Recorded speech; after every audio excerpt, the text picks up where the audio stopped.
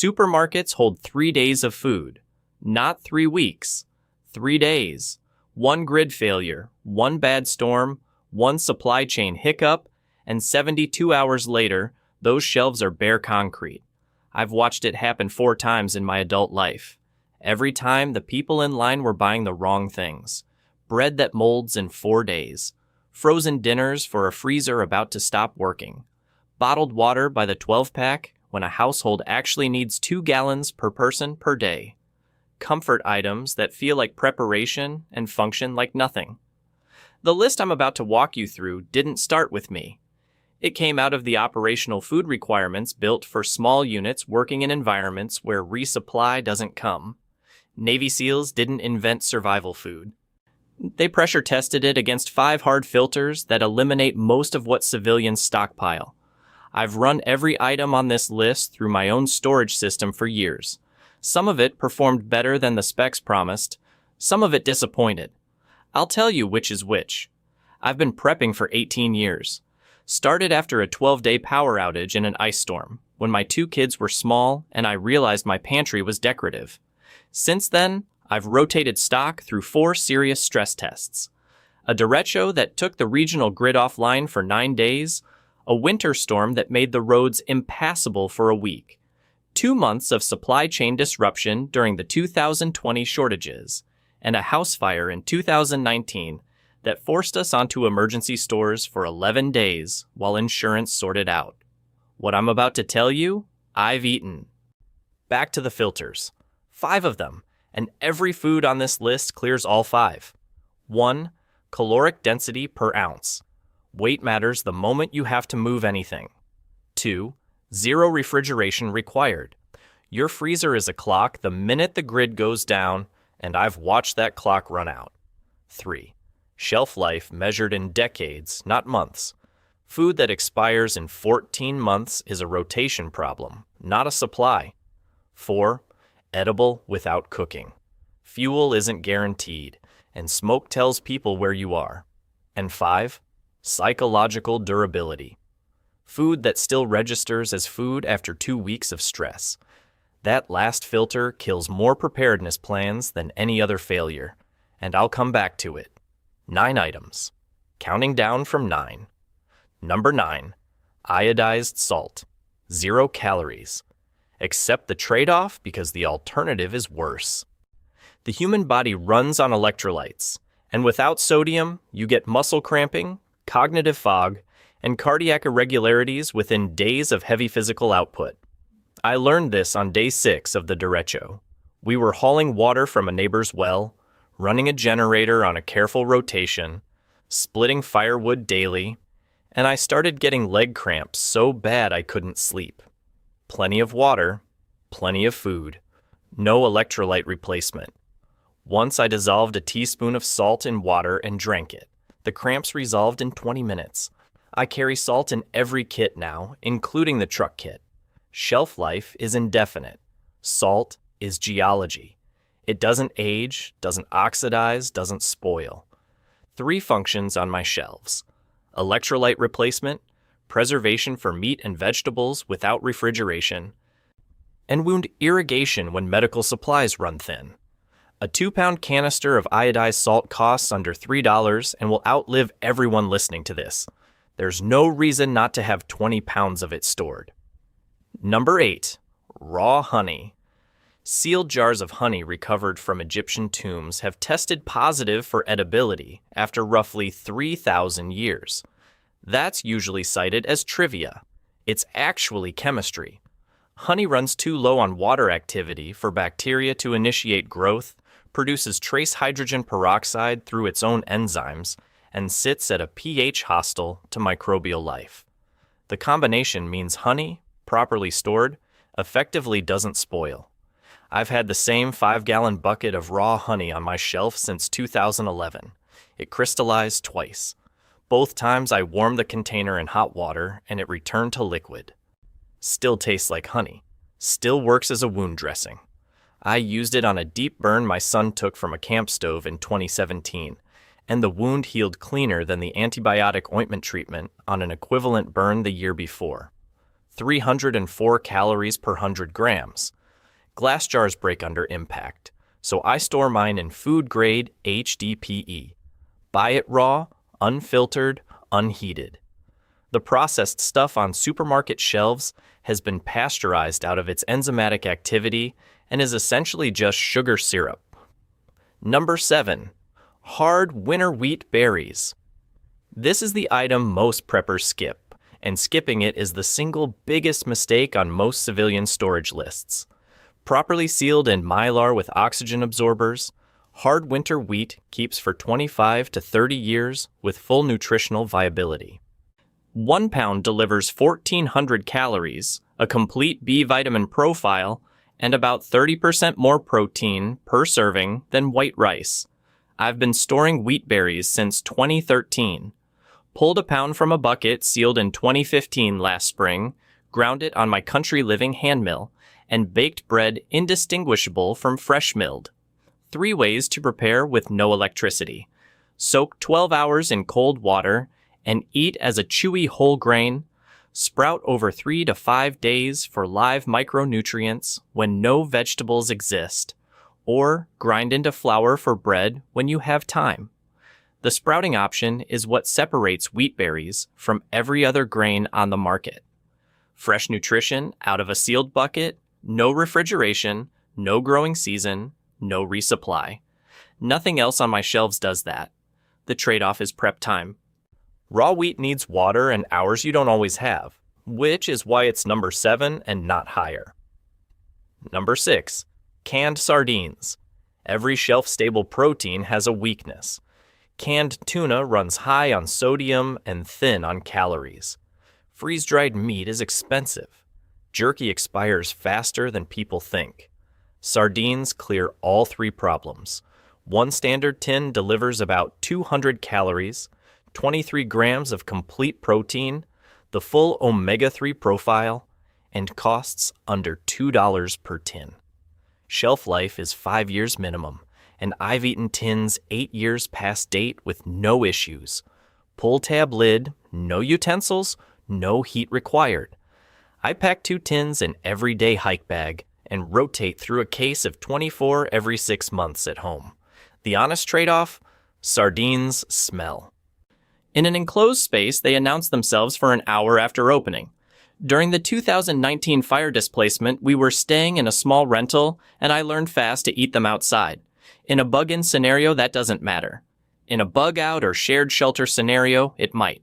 Factor it in before you need it. Number 5. Coconut oil. 1 tablespoon. 117 calories. No water content. No spoilage path. Below 76 degrees, it's a solid. Above that, it's a liquid. Phase change that affects texture and nothing else. I have jars on my shelf sealed since 2016 that are indistinguishable from new. The reason it ranks high isn't just density, it's metabolism. Medium-chain triglycerides in coconut oil bypass standard fat digestion and convert directly to ketones, giving you stable energy without the blood sugar spike carbs produce. Under sustained stress, the brain runs cleaner on fat than on sugar. When I'm splitting wood in the cold, a spoonful of coconut oil keeps me working longer than an equivalent calorie load from anything starchy. Secondary uses I've actually used: skin treatment in dry cold, cooking oil with a high smoke point, and fire starter soaked into a cotton ball for damp weather ignition. 1 jar, multiple functions. More expensive per calorie than grain and irreplaceable in roll. Number 4. Dried pinto beans. 1 pound of dried pinto beans gives you 1,500 calories, 45 grams of protein, and a complete amino acid profile when paired with any grain. Sealed properly in Mylar with oxygen absorbers, beans last 30 years. The grain and legume pairing isn't cultural tradition. It's how the body assembles complete protein without animal sources, which matters when animal protein is the most expensive item in your supply. I rotate about 40 pounds of beans a year through normal cooking. The oldest batch I've eaten was sealed in 2012, opened in 2023, cooked up fine after a longer soak than fresh beans need. Aged beans get progressively harder to rehydrate, but they'll still cook. They'll still feed you. The real trade-off is preparation. Beans require water, heat, and time.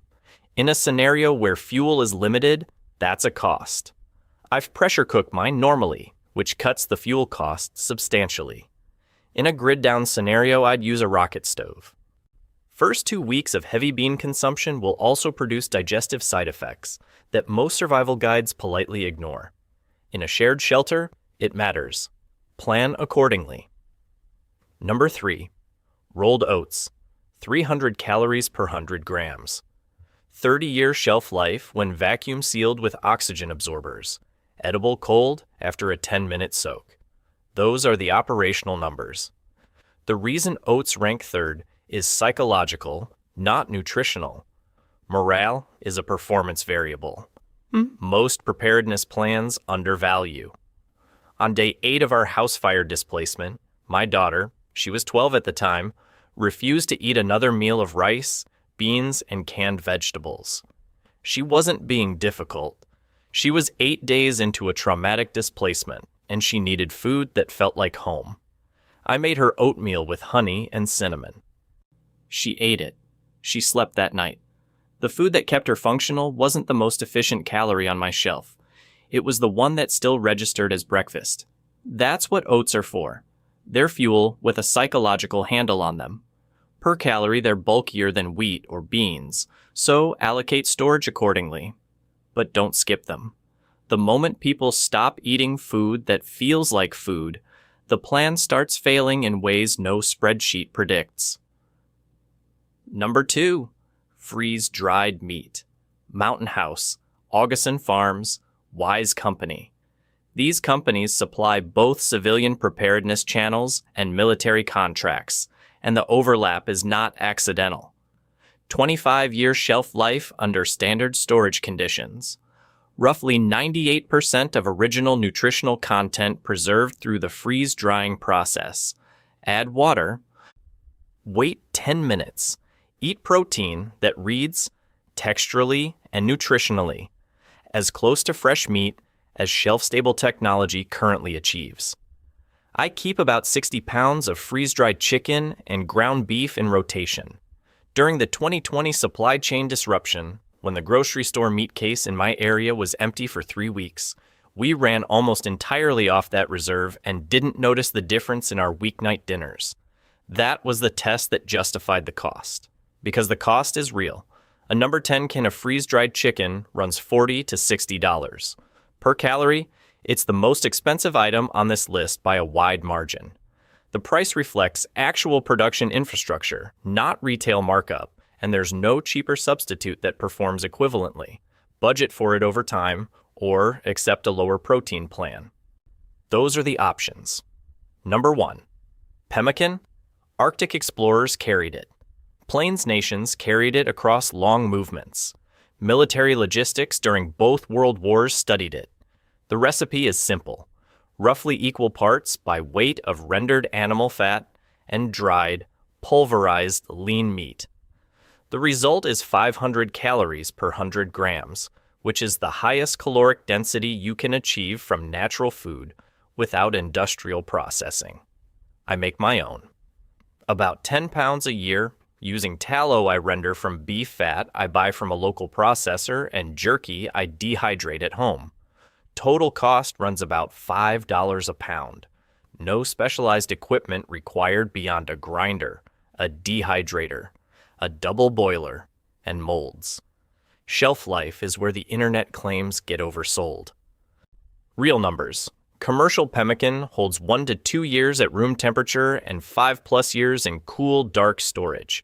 I've eaten batches at the 18-month mark that were fine. I wouldn't count on 10 years at ambient temperature, and I don't. Plan for a multi-year supply with rotation, not a lifetime supply sitting on a shelf. What pemmican does is sustain performance under maximum load. Dense fat plus complete protein, no water content, no preparation. Every modern military energy bar traces its macronutrient profile back to pemmican. The trade-off is the taste. It's heavy, dense, unfamiliar. First time I ate it, I wasn't sure I liked it. A week in, I stopped noticing.